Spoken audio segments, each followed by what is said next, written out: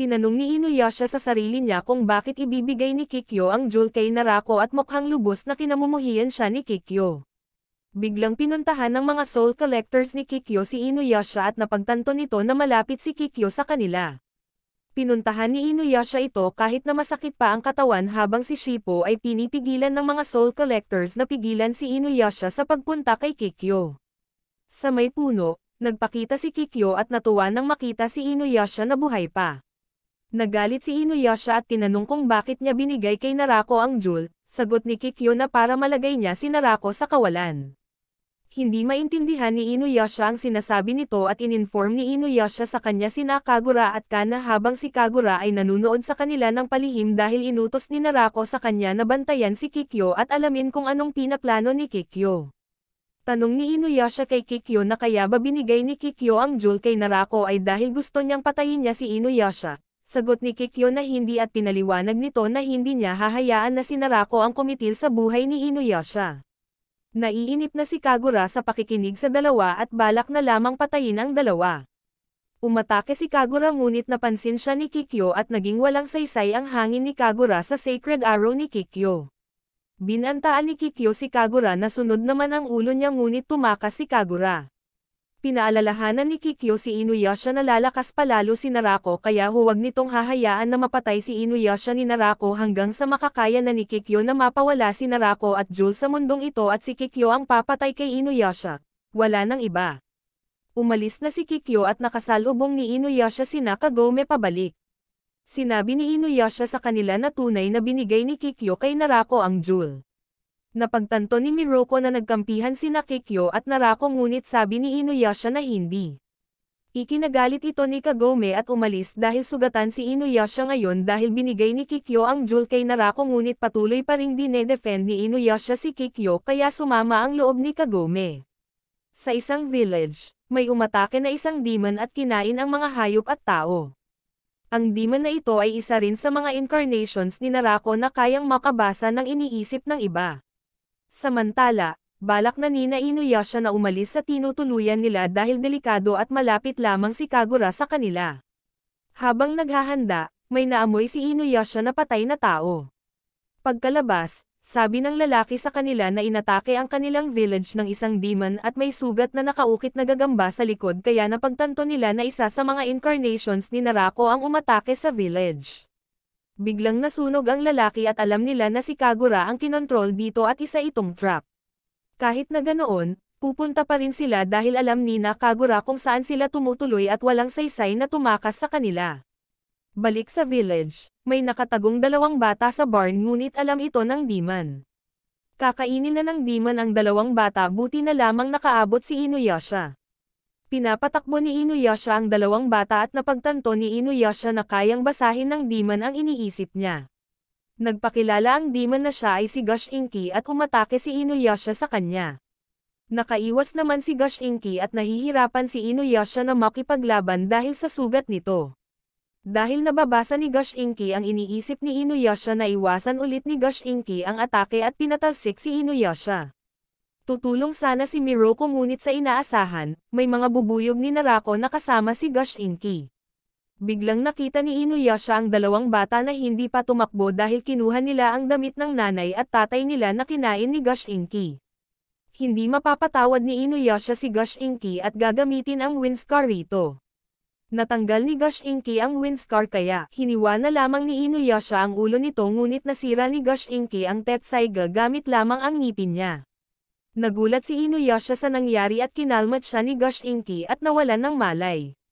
Balak puntahan ni Kagome si Inuyasha ngunit pinigilan ni Miroko at mabilis na inatake ni Gush Inky si Miroko.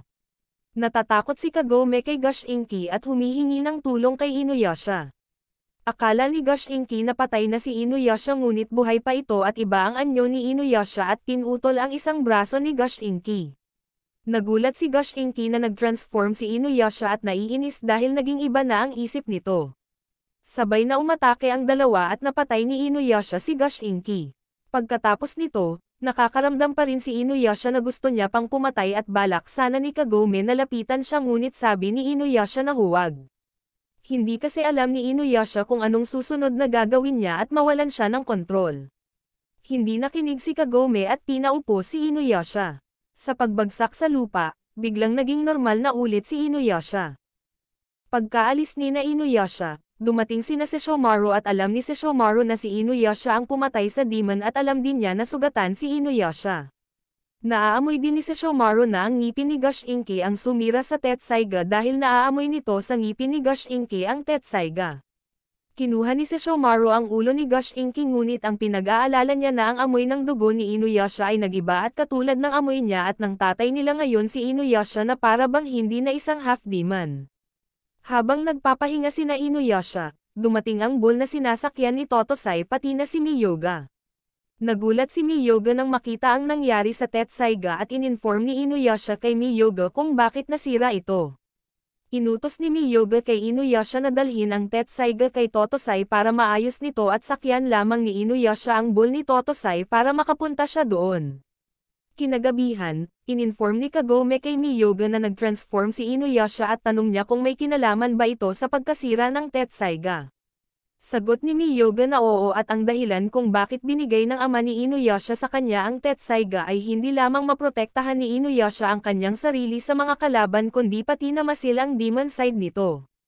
Kahit na maayos ang Tetsaiga at kapag na-awaken ang demon side ni Inuyasha, mahihirapan si Inuyasha na kontrolin ito at literal na magiging tunay na demon si Inuyasha na walang emosyon.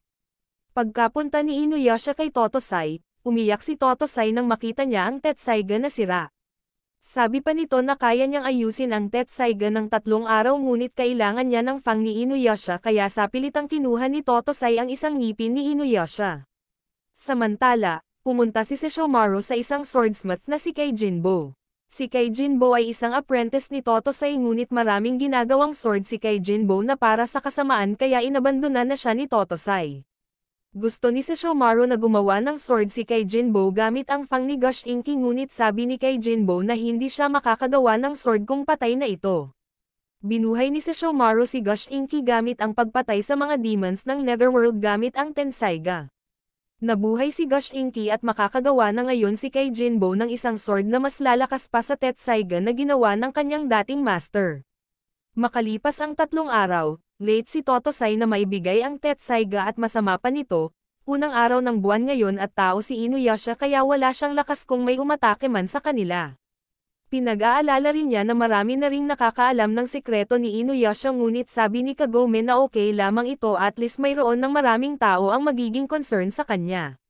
Sa malayo, nag-usap sina Kagome at Inuyasha.